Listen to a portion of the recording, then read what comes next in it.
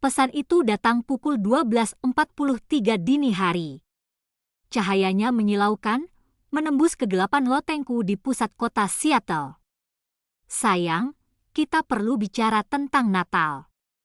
Adikmu, Chloe, sudah merencanakan semuanya dengan sempurna, dan dia merasa lebih baik kau tidak datang.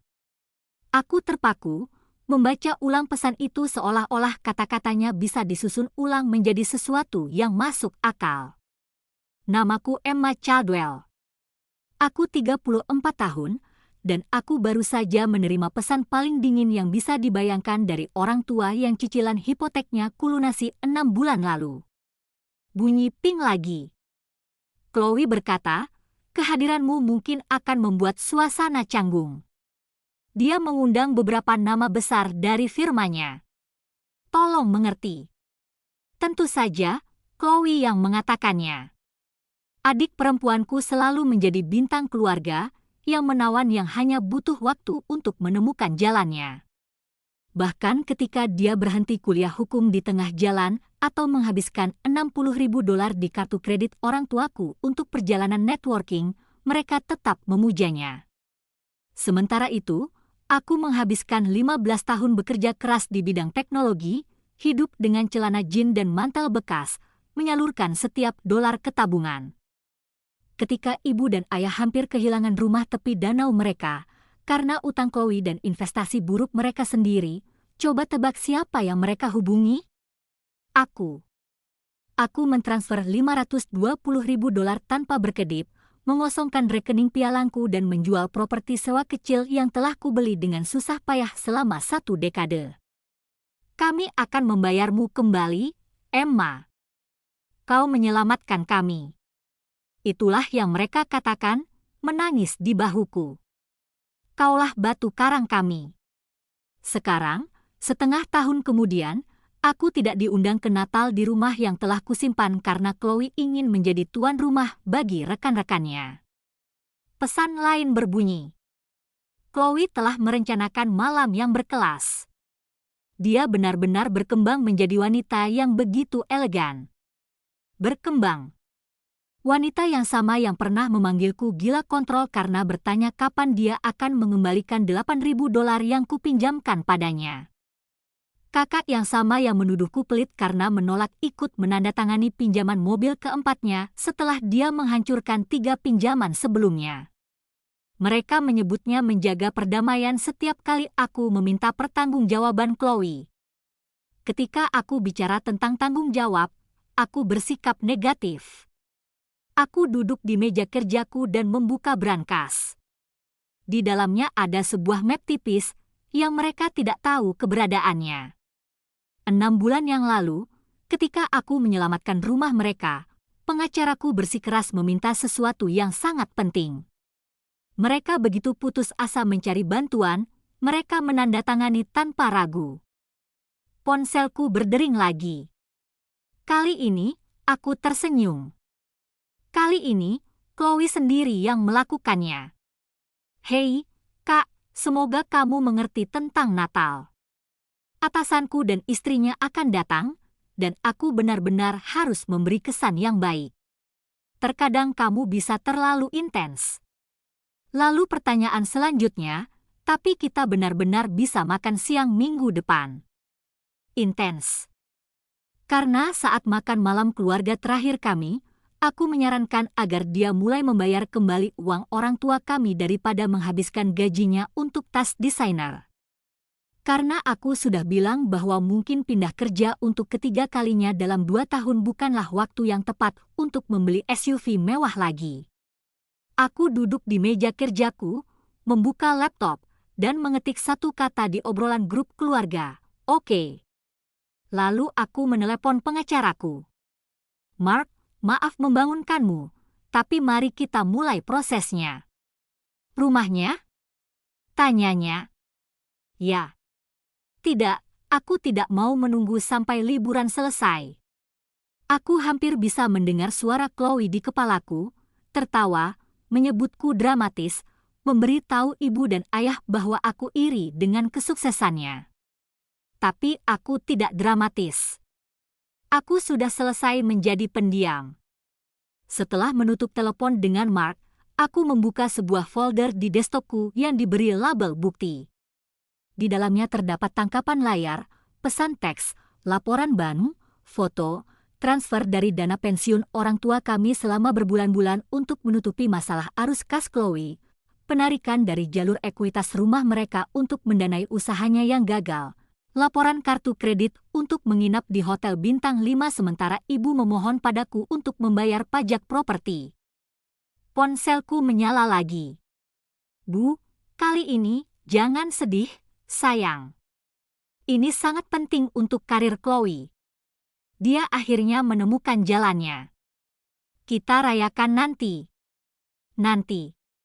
Seperti dulu, liburan yang tak kuajak karena Chloe butuh waktu berkualitas.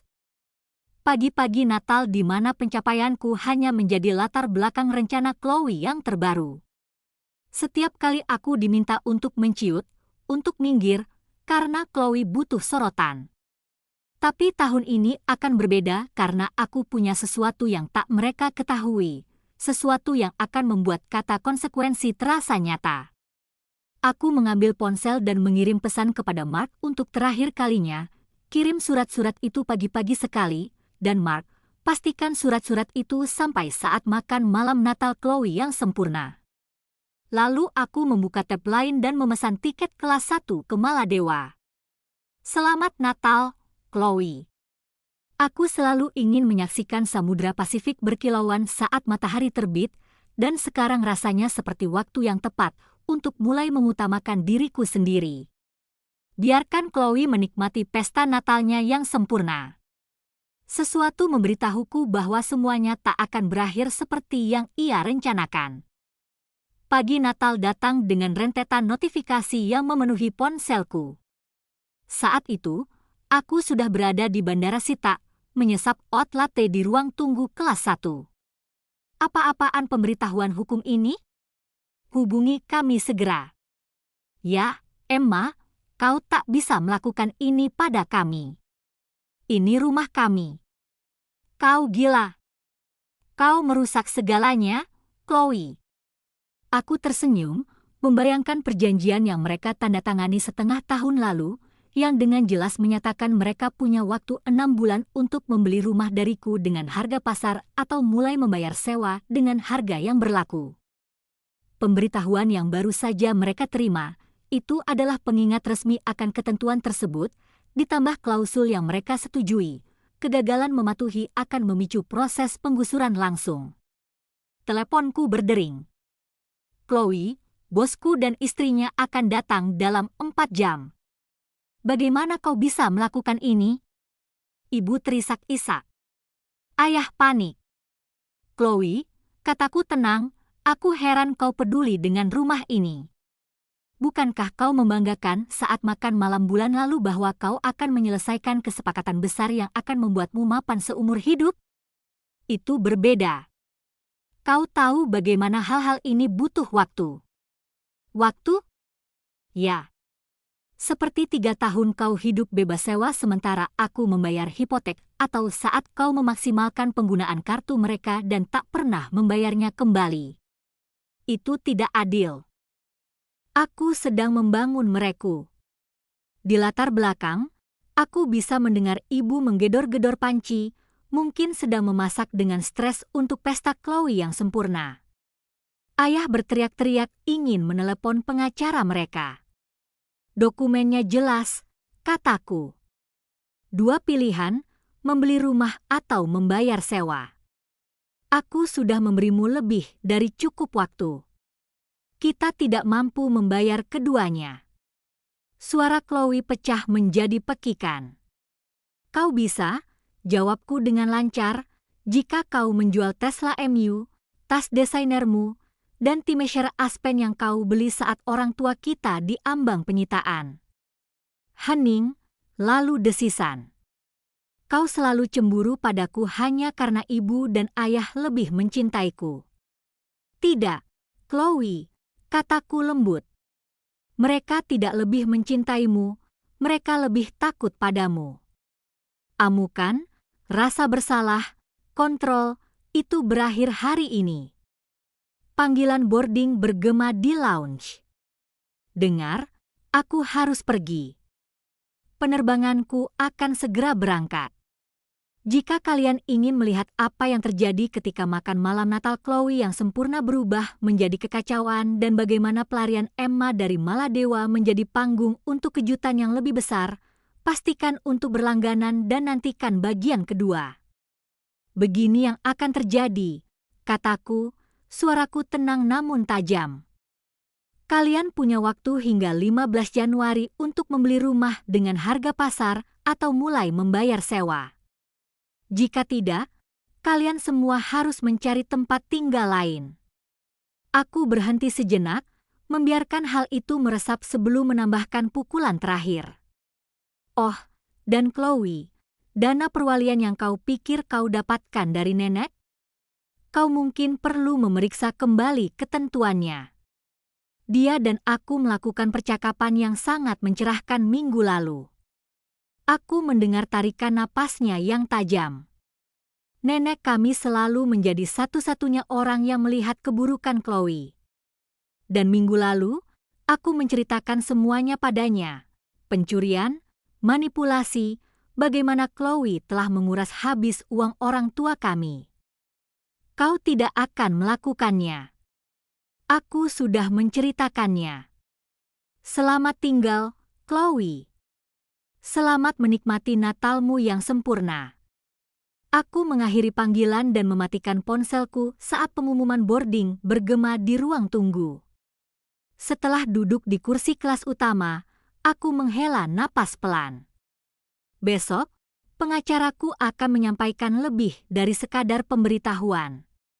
Ia akan menjatuhkan map berisi bukti-bukti, penyalahgunaan keuangan Chloe, tanda tangan palsu di aplikasi kredit, laporan akuntan yang merinci bagaimana ia menggerogoti dana pensiun orang tua kami. Ini bukan hanya soal uang. Ini tentang memutus siklus yang mengubah orang tuaku menjadi orang yang mendukung dan Chloe menjadi tiran. Mereka tidak bisa menolaknya, jadi aku terpaksa menolaknya. Pramugari menawarkan sampanye. Aku menerimanya sambil memperhatikan Seattle menyusut di balik awan. Di layarku, satu pesan terakhir dari ibu bersinar, Emma, kumohon. Kita bisa selesaikan ini. Adikmu membutuhkan kita. Ia hanya sedang menjalani sebuah fase. Sebuah fase. Begitulah mereka menyebutnya selama 15 tahun. Tapi fase-fase itu berakhir. Fase ini sudah berlangsung cukup lama. Aku memejamkan mata, membayangkan Chloe berebut menjelaskan kepada bosnya mengapa makan malam Natalnya yang mewah berubah menjadi kekacauan. Untuk sekali ini, ia harus hidup di dunia nyata, bukan ilusi siap Instagram yang ia ciptakan. Terkadang cinta berarti membiarkan konsekuensinya terjadi sebagaimana mestinya. Saat pesawat mengarah ke Maladewa, aku merasakan ketenangan yang tak kurasakan selama bertahun-tahun. Untuk pertama kalinya, aku tidak menyelamatkan Chloe. Aku menyelamatkan keluargaku darinya. 2 minggu kemudian, aku duduk di dek villa pribadiku yang bermandikan sinar matahari ketika nama nenek muncul di ponselku. Kau seharusnya melihat kekacauan yang kau tinggalkan, nenek terkekeh di telepon. Atasan Chloe yang sempurna melihat segalanya, dokumen hukum, kekesalannya, segalanya. Promosi yang tak henti-hentinya ia bicarakan, hilang. Aku menyesap air kelapa perlahan, menyaksikan matahari terbenam di cakrawala biru kehijauan, menggores lautan dengan lelehan emas. Bagaimana kabar ibu dan ayah? Tanyaku. Akhirnya terbangun, katanya. Ayahmu menemukan laporan kartu kredit rahasia Chloe yang menunjukkan ia telah mengambil uang muka atas nama mereka. Ia sangat marah. Baru pertama kali aku melihat kemajuan seperti itu. Ayahku belum pernah benar-benar marah pada Chloe sebelumnya. Kecewa, ya, Tapi tidak pernah seperti ini. Di rumah? Itu sebabnya aku menelepon, suara nenek melembut. Mereka ingin bertemu, semuanya, termasuk Chloe. Kurasa kau harus pulang. Aku sudah menduganya. Lagi pula, pelarianku selama 3 minggu hampir berakhir. Aku akan kembali besok. Suruh mereka menemuiku di tempatku lusa. Dan nenek? Ya, sayang. Terima kasih sudah mendampingiku. Oh, Emma, katanya hangat. Aku sudah menunggu 15 tahun seseorang yang akan melawan badai Chloe. 2 hari kemudian, aku melangkah ke kondominiumku di pusat kota Seattle. Mereka sudah ada di sana. Ibu tampak terkuras. Ayah tampak lebih kecil entah bagaimana. Dan Chloe tak bisa dikenali lagi. Hilang sudah sepatu hak desainer dan rambut blowout yang sempurna.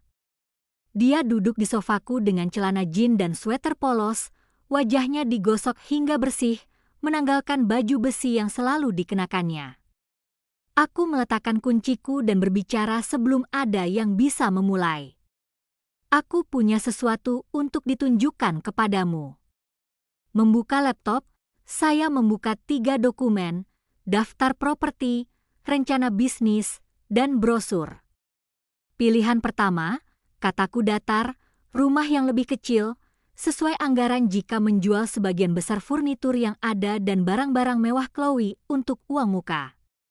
Saya klik ke pilihan berikutnya. Pilihan kedua, ayah, ingat firma akuntansi yang selalu ayah impikan? Ini rencana bisnis lengkap untuk mewujudkannya. Dan slide terakhir, pilihan ketiga, Chloe. Ini pusat perawatan yang khusus menangani terapi keuangan dan belanja kompulsif. Mereka juga punya program yang bagus untuk pembohong kronis. Dia membuka mulut untuk protes, tetapi ayah mengangkat tangan, membungkamnya untuk pertama kalinya dalam hidupku. Aku akan membiarkan adikmu selesai. Aku melihat semuanya. Kau tak bisa mempertahankan rumah ini kecuali kau mengikuti aturan ini. Tapi ini bukan hukuman. Ini kesempatan untuk membangun kembali, kali ini dengan cara yang benar. Mata ibu berkaca-kaca. Emma, ketika kami menemukan kartu-kartu yang dibuka Chloe atas nama kami bisa menghadapi tuntutan. Kami sudah sangat buta. Masa pensiun kami sudah habis. Kita benar-benar bodoh, kata ayah pelan, suaranya bergetar dengan cara yang belum pernah kudengar sebelumnya. Aku sudah bicara dengan perusahaan kartu kredit, kataku pada mereka. Mereka tidak akan menuntut jika Chloe mengikuti program perawatan dan membuat rencana pembayaran. Nenek dan aku akan membantu biaya awalnya. Chloe berdiri perlahan, wajahnya meringis karena kenyataan. Kenapa kau membantuku setelah semua yang telah kulakukan?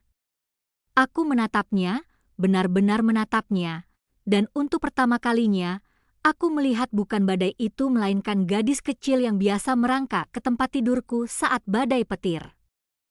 Karena kau adikku, kataku lembut. Dan karena aku percaya versi dirimu itu masih ada di sana, dan dia layak diselamatkan. Ayah berdeham. Kita telah memilih rumah yang lebih kecil.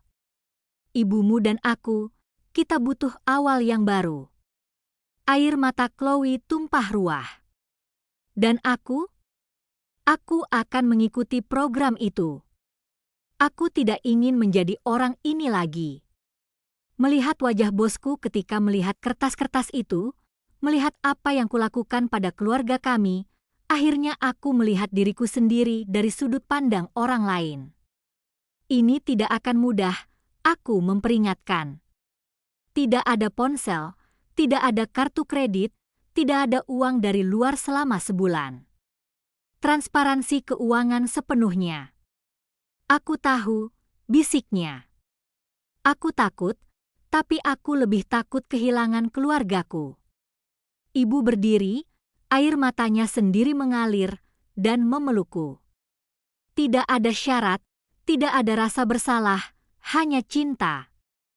Kami tidak pantas untukmu, Emma. Ini bukan tentang pantas, kataku. Ini tentang penyembuhan. Selama 1 jam berikutnya, kami memetakan rencana. Ayah akan meluncurkan firma akuntansi kecil yang selalu diimpikannya dengan pinjaman yang terdokumentasi dengan baik dariku. Ibu setuju untuk menjual koleksi desainernya untuk membantu uang muka rumah baru. Chloe akan menjalani perawatan minggu depan. Saat mereka bersiap untuk pergi, Chloe masih berlama-lama. Dengan dana perwalian itu, apakah nenek benar-benar mengubahnya? Aku tersenyum tipis. Tidak, tapi kau perlu mengerti apa yang dipertaruhkan. Uangnya akan ada saat kamu siap, setelah perawatan, setelah menebus kesalahan. Dia mengangguk dan memelukku, canggung tapi nyata. Maafkan aku, Emma, untuk segalanya, terutama Natal. Aku tahu sekarang. Buktikan. Setelah mereka pergi, aku berdiri di dekat jendela saat salju melayang di antara lampu-lampu kota. Ponselku bergetar. Pesan nenek, bangga padamu, sayang. Terkadang tindakan cinta terbesar adalah mengatakan tidak. Aku tersenyum, mengingat matahari terbit di Maladewa. Terkadang kau harus terbang jauh untuk melihat segala sesuatunya dengan jelas di rumah. Dan terkadang balas dendam terbaik bukanlah balas dendam, melainkan memberi seseorang kesempatan untuk berubah, bahkan jika kesempatan itu datang terbungkus dalam surat-surat hukum di hari Natal. Aku ingin mendengar darimu. Apa yang akan kau lakukan jika kau berada di posisiku? Apakah kau akan membiarkan semuanya berlalu lagi demi keharmonisan keluarga? Atau apakah kau akan menarik garis seperti yang kulakukan? Sampaikan pendapatmu di kolom komentar karena perspektifmu lebih penting daripada yang kau pikirkan. Kepada siapapun yang pernah dicap terlalu intens, terlalu dramatis, atau terlalu berlebihan dalam membela diri, kisah ini untuk Anda. Kita dikondisikan untuk menjaga kedamaian, bahkan ketika itu mengorbankan kebahagiaan dan kewarasan kita. Namun, inilah kebenaran yang saya pelajari, kedamaian tanpa batas hanyalah keheningan yang tersamar. Dan keheningan menghancurkan keluarga lebih cepat daripada pertengkaran apapun. Jika Anda selama ini memikul beban memperbaiki kekacauan orang lain, saya ingin Anda mendengar ini. Nilai Anda tidak diukur dari seberapa banyak kekacauan yang Anda serap. Terkadang cinta tampak seperti berkata tidak. Terkadang hal terbaik yang dapat Anda lakukan untuk orang yang Anda sayangi adalah membiarkan mereka menghadapi konsekuensi dari pilihan mereka sendiri. Ini bukan kekejaman, ini pertanggungjawaban. Jadi, jika kisah ini menyentuh hati Anda, tekan tombol berlangganan dan bergabunglah dengan saya dalam perjalanan ini karena bab selanjutnya akan lebih besar dari apapun yang pernah Anda lihat. Dukung saya dengan meninggalkan komentar untuk Chloe. Saran apa yang akan Anda berikan kepadanya saat ia memulai perawatannya? Dan bagikan saran Anda untuk siapapun yang terjebak dalam siklus perilaku toksik. Satu batasan apa yang telah Anda tetapkan yang mengubah hidup Anda? Ingat ini, batasan bukanlah tembok. Batasan adalah jembatan menuju hubungan yang lebih sehat. Dan terkadang satu-satunya cara untuk menjaga kedamaian Anda adalah dengan mengambil langkah tersulit terlebih dahulu. Berlangganan, bagikan kebijaksanaan Anda di bawah ini, dan mari kita lanjutkan percakapan ini karena perubahan dimulai ketika kita